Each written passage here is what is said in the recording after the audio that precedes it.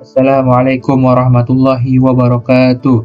Perkenalkan, nama saya Tengku Muhammad Rajanismu Maulana dengan NPM 202043502665 dari kelas R8X.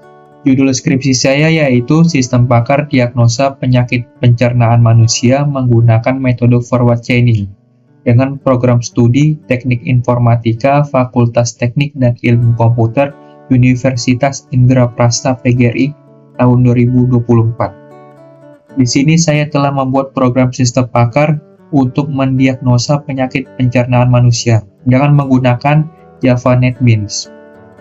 Alasan saya membuat sistem pakar ini adalah untuk membantu masyarakat dalam mengenali gejala awal penyakit pencernaan serta memberikan solusi penanganan dini yang tepat dan mengingatkan kesadaran dan pengetahuan masyarakat mengenai pentingnya menjaga kesehatan pencernaan manusia. Oke, langsung saja. Di sini saya ingin melakukan demo program yang telah saya buat, yaitu sistem bakar diagnosa penyakit pencernaan manusia. Langsung saja kita demokan untuk programnya. Sebelum kita masuk ke dalam programnya, yang pertama itu kita masuk dulu dan menjalankan SAM-nya. Jika belum ada SAM, kita harus menginstalnya terlebih dahulu.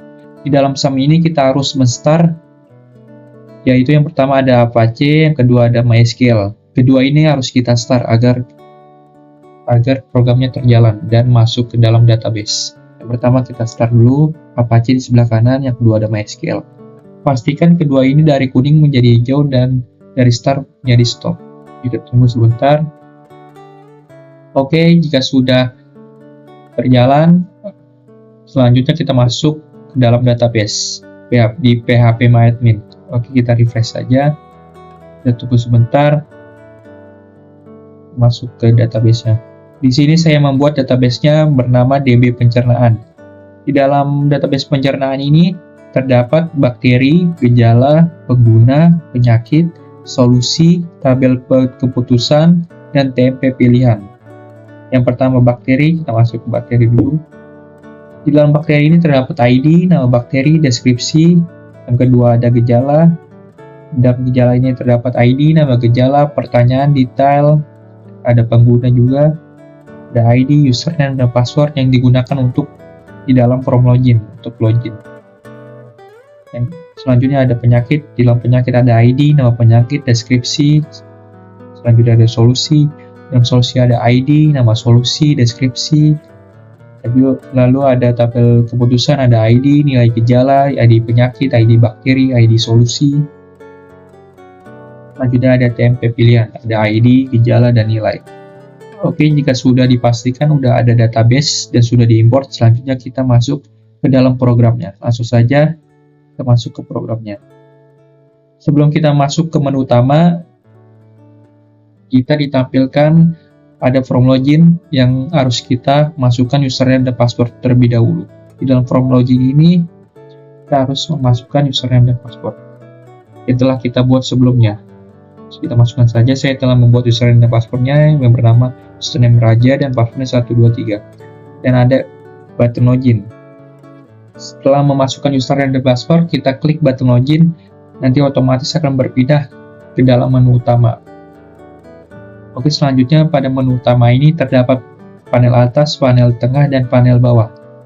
Pada panel atas ini terdapat master data, keputusan, diagnosa, laporan.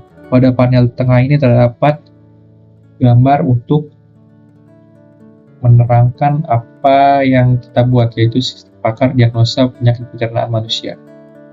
Dan panel bawah ini terdapat ada button keluar, sebelah kanan bawah ada hari, jam, dan tanggal.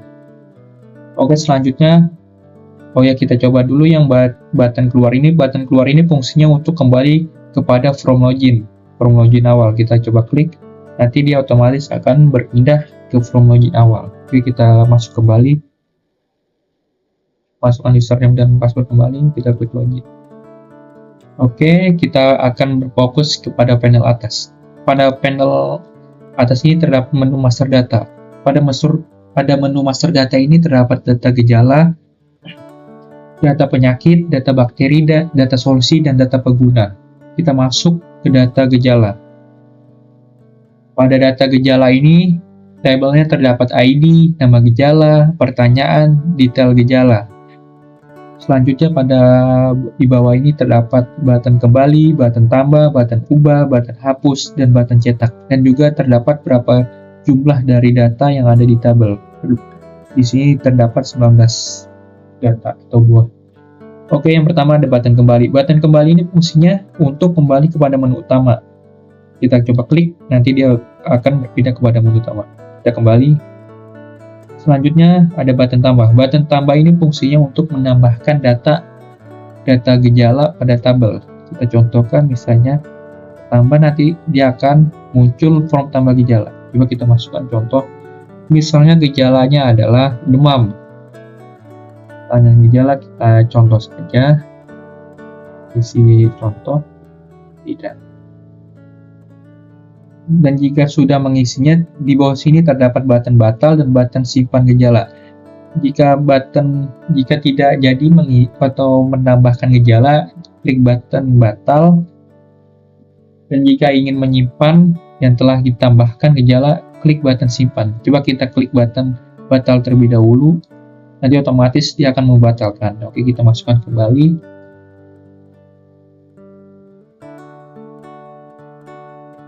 Oke, selanjutnya kita klik button simpan untuk menyimpan data. Kita klik, nanti akan muncul pesan sukses data gejala berhasil disimpan. Oke, kita klik OK. Nanti otomatis datanya akan masuk ke dalam tabel data gejala. Selanjutnya ada button ubah. Button ubah ini fungsinya untuk mengedit atau mengubah data pada tabel atau yang tadi kita tambahkan. Kita klik dulu data mana yang ingin kita ubah. Misalnya data yang tadi baru saja kita tambahkan. Kita klik ini, lalu kita klik button ubah. Pada button ubah ini kita ingin menggantinya menjadi apa? Di sini saya contohkan dari demam menjadi pusing. Pertanyaan gejala dan deskripsi gejala sudah kita ganti. Lalu di sini ada button batal untuk misalnya tidak jadi mengedit atau mengubah, dan di sini ada button update gejala. Jika ingin mengedit, kita klik saja update gejala, nanti otomatis akan muncul pesan data gejala berhasil diperbarui. Kita klik OK. Nanti secara otomatis akan berubah dari demam menjadi pusing. Selanjutnya ada button hapus. Button hapus ini fungsinya untuk menghapus data yang keliru atau salah pada tabel. Kita contohkan satu, misalnya ini yang tadi kita buat, kita klik button hapus. Nanti akan muncul peringatan, Anda yakin akan menghapus gejala ini? Jika yakin, klik button OK. Jika tidak, klik button cancel. Di sini saya contohkan untuk klik button OK. Nanti otomatis akan menghilang. Selanjutnya, yang terakhir ada button cetak. Button cetak ini untuk mencetak laporan keseluruhan dari data yang kita masukkan di sini yang telah kita input. Kita klik button cetak saja, nanti otomatis akan mencetak laporan pada data gejala pada tabel.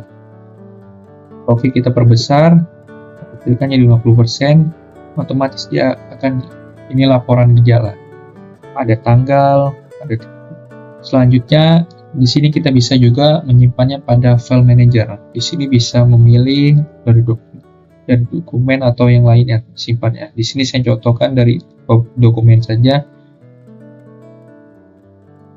Jadi saya formatnya bisa memilih secara, di sini saya contohkan PDF saja.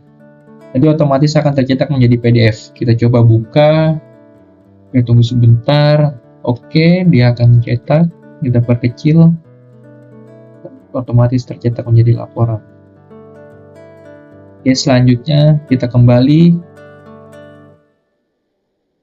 Oke, data gejala sudah, kita masuk kepada data penyakit.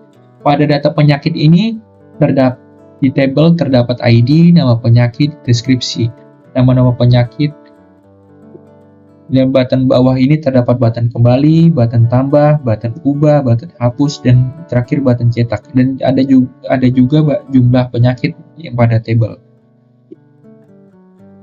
Yang pertama button kembali, yang fungsinya untuk kembali ke menu utama, dan button tambah untuk menambahkan data yang seperti tadi dicontohkan pada data gejala, button ubah untuk menghapus data.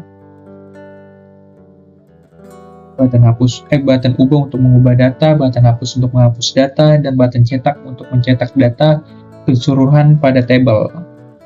Contohkan, misalnya nanti otomatis dia akan mencetak laporan. Oke, data penyakit sudah, kita masuk ke data bakteri. Pada data bakteri ini, tabelnya terdapat ID, nama bakteri, dan deskripsi. Pada bagian bawah terdapat button kembali, button tambah, button ubah, button hapus, dan button cetak. Dan juga ada jumlah bakteri pada tabel. Button kembali fungsinya kembali ke menu utama, button tambah untuk menambahkan data yang dimasukkan ke dalam tabel, button ubah untuk mengubah data, button hapus untuk menghapus data yang keliru, dan button cetak untuk mencetak keseluruhan laporan pada data bakteri.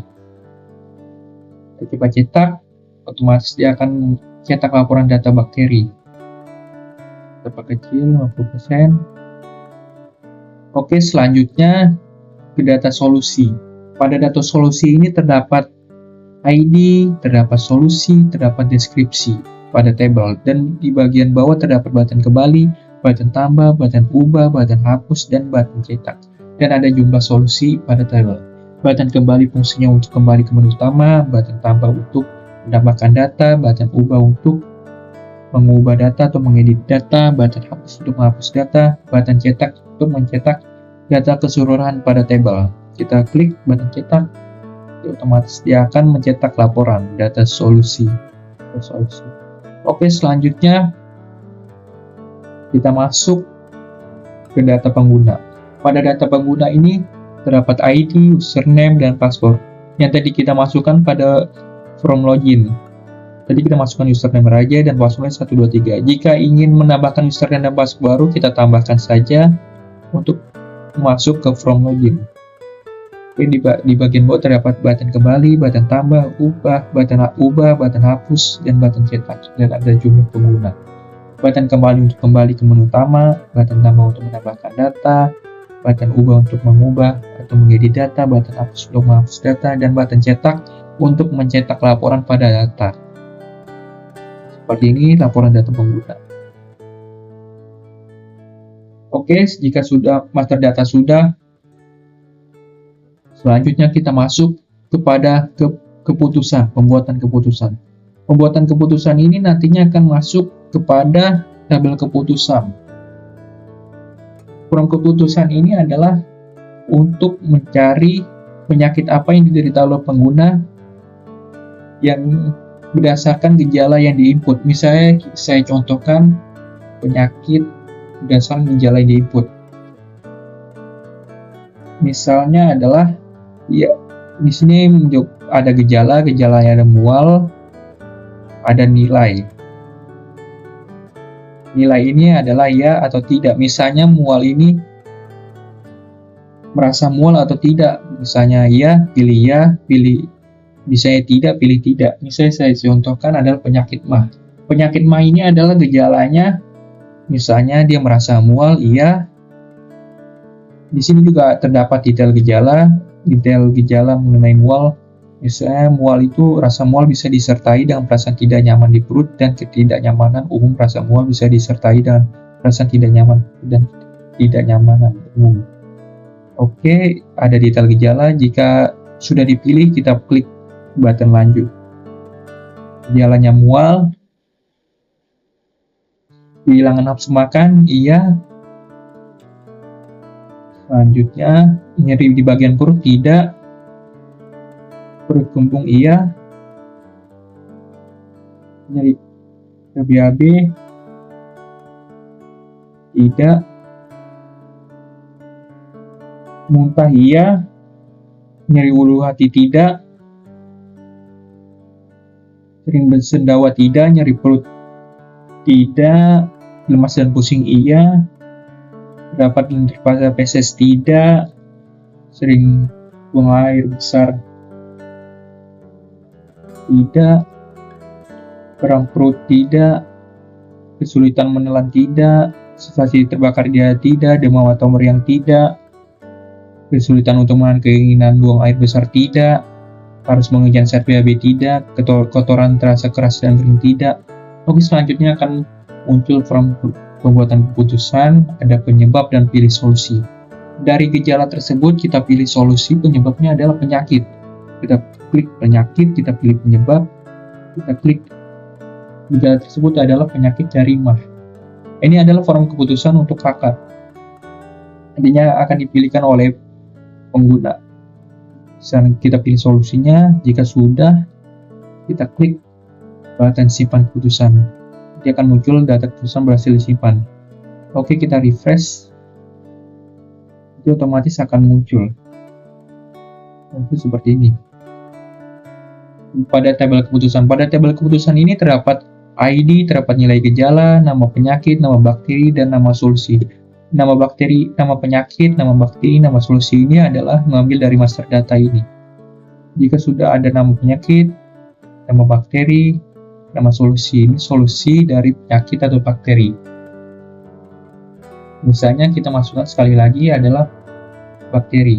Misalnya semua, misal kita contohkan saja.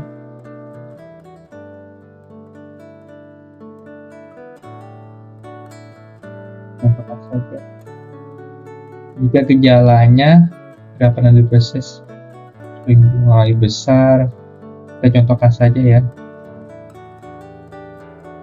Jika mengalami gejala tersebut, pilih ya, kalau tidak, pilih tidak. Oke, kita pilih bakteri, kita buat contoh saja, misalnya Helicobacter pylori. Kita pilih, misalnya saja kita contohkan. Kita simpan, berhasil disimpan, kita refresh. Oke, selanjutnya nama bakteri udah. Di bagian bawah terdapat button kembali, fungsinya untuk kembali ke menu utama. Ada button hapus untuk menghapus data yang keliru atau salah, refresh untuk merefresh data yang tadi barusan kita buat di pembuatan keputusan. Ada jumlah keputusannya juga. Selanjutnya, jika sudah membuat tabel keputusan dan pembuatan keputusan, selanjutnya kita mulai mendiagnosa. Mendiagnosa ini adalah untuk menentukan penyakit apa yang diderita oleh pengguna berdasarkan gejala yang dia alami. Misalnya, pengguna itu akan ditanyakan pertanyaan, apakah Anda merasa seperti ingin muntah? Misalnya, pengguna itu jika merasa ingin muntah, bilang klik iya. Kalau tidak ingin merasa seperti tidak ingin muntah, klik tidak. Selanjutnya kita sesuaikan dengan form pembuatan keputusan yang telah kita buat. Maksud dari nilai gejala ini adalah 1 ini ya dan 0 ini tidak. Jadi kita samakan untuk melihat dari tabel keputusan yang telah kita masukkan penyakit, nama bakteri, dan solusinya. Di sini saya contohkan adalah penyakit mah. Penyakit mah itu adalah apakah Anda merasa seperti ingin muntah? Iya. Dan juga di sini di bagian bawah terdapat detail pertanyaan. Ada button lanjut juga, ada button kembali. Apakah Anda merasa seperti ingin muntah? Iya. Apakah Anda merasa tidak tertarik untuk makan atau tidak merasa lapar? Iya. Apakah Anda merasa sakit diare perut? Jika iya, di bagian mana? Ya. Tidak. Selanjutnya, apakah perut Anda terasa penuh dan bengkak? Iya. Kita samakan pada nilai gejala ini. Apakah Anda merasakan rasa sakit perut saat buang air besar? Tidak. Apakah Anda mengalami dorongan untuk muntah atau sudah muntah? Ya. Apakah Anda merasa nyeri di area bawah tulang dada? Tidak. Apakah Anda sering bersendawa atau merasa perlu untuk bersendawa? Tidak. Apakah Anda mengalami nyeri di area perut secara umum? Tidak. Apakah Anda merasa lemas atau mengalami pusing? Iya. Apakah Anda melihat lendir di fesis Anda? Tidak. Apakah Anda mengalami kesulitan atau rasa sakit saat buang air besar? Tidak. Apakah Anda mengalami kram atau kontraksi di perut? Tidak. Apakah Anda merasa sulit menelan makanan atau minuman? Tidak. Apakah Anda sering merasakan sensasi terbakar atau panas di bagian perut? Tidak. Kita pilih tidak. Bisa tidak dialami oleh pengguna, pilih tidak. Kalau dialami, pilih ya. Apakah Anda mengalami kesulitan menahan keinginan buang air untuk buang air besar? Tidak. Apakah Anda perlu mengejar dengan keras buang air besar? Tidak. Apakah kotoran Anda terasa keras dan kering saat buang air besar? Tidak. Jika sudah mengisi semua pertanyaan dan menjawab pertanyaan, dia akan muncul penyakit. Diagnosa, hasil diagnosa. Di sini penyakitnya adalah MAH dan solusinya adalah, dan di bawahnya muncul solusinya. Di sini kita bisa cetak button hasil dari penyakit. Kita coba. Oke, dia otomatis akan tersimpan. Nanti muncul hasilnya, hasil laporan. Ini adalah hasil laporan. Hasil penyebab gejalanya adalah penyakit MAH, dan solusinya adalah disarankan untuk menggunakan obat Mylanta, Maalox, ranitidin, atau famotidin. Penderita MAH dianjurkan untuk mengonsumsi makanan dalam porsi kecil namun sering, menghindari makanan pedas, asam, dan berlemak, serta mengurangi konsumsi kafein dan alkohol. Disarankan juga untuk tidak merokok dan mengolah stres dengan baik. Ini adalah hasil diagnosa penyakit pencernaan yang diderita pengguna berdasarkan gejala atau pertanyaan yang dimasukkan, yang dia alami. Kita kembali saja ke diagnosa. Di diagnosa ini adalah digunakan oleh pengguna. Pengguna ini menjawab pertanyaan. Jika dialami, pilih ya. Jika tidak, pilih tidak. Oke, selanjutnya jika sudah di pembuatan keputusan udah, diagnosa udah. Diagnosa ini adalah yang digunakan oleh pengguna untuk mencari penyakit apa yang dialami mengenai penyakit pencernaan. Dan tabel keputusan ini adalah tabel bakar untuk membuat atau menginput penyakit-penyakit atau solusi penyakit, bakteri atau solusi untuk dimasukkan ke dalam tabel. Oke, yang terakhir adalah laporan.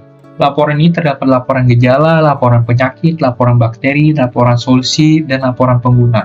Laporan ini mengambil dari master data. Yang pertama adalah laporan gejala. Jika ingin mencetak laporan, kita klik saja, kita perkecil, nanti otomatis akan mencetak laporan. Di sini juga ada tanggal, ada kota Jakarta. Oke, kita klik simpan. Di sini banyak formatnya, bisa format atau tipenya. Di sini PDF saja, itu otomatis akan tersimpan. Otomatis akan tersimpan pada PDF. Oke, laporan gejala sudah. Selanjutnya kita cetak laporan penyakit. Laporan penyakit juga sudah. Laporan penyakit coba kita simpan, apakah berhasil. Kita klik PDF. Oke, laporan penyakit sudah. Selanjutnya laporan bakteri.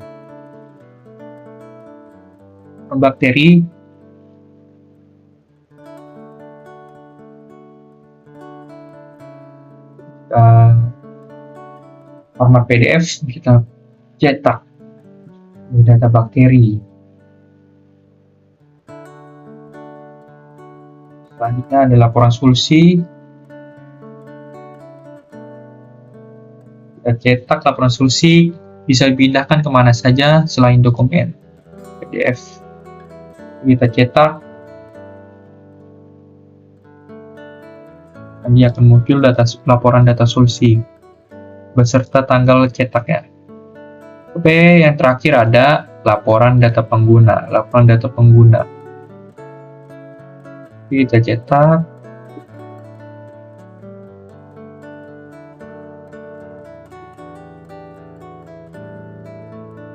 kita buka PDF. Oke, berhasil laporan data pengguna. Oke, laporan sudah semua. Kita kembali kepada menu utama. Jadi, pada sistem pakar ini terdapat master data, keputusan, diagnosa, laporan. Diagnosa ini digunakan oleh pengguna untuk mencari penyakit apa yang diderita oleh pengguna tersebut. beserta pertanyaan yang harus diisi oleh pengguna. Jika dialami oleh pengguna, pilih ya, jika tidak, pilih tidak. Misalnya mah itu kan, apakah Anda merasa seperti ingin muntah? Mah itu kan merasa ingin muntah, seperti itu. Pilih ya, kalau merasa tidak seperti ingin muntah, pilih tidak. Dan ada detail gejalanya. Ambil keputusan untuk menginput pada tabel pakar.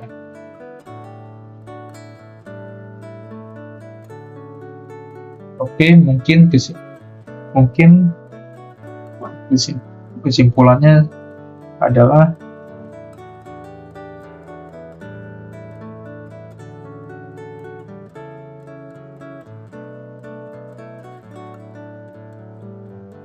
metode forward chaining ini terbukti sesuai untuk proses diagnosa penyakit pencernaan karena dapat menirukan proses berpikir seorang ahli dalam menelusuri gejala-gejala yang ada untuk mencapai kesimpulan dan berdasarkan yang diinputkan oleh pengguna.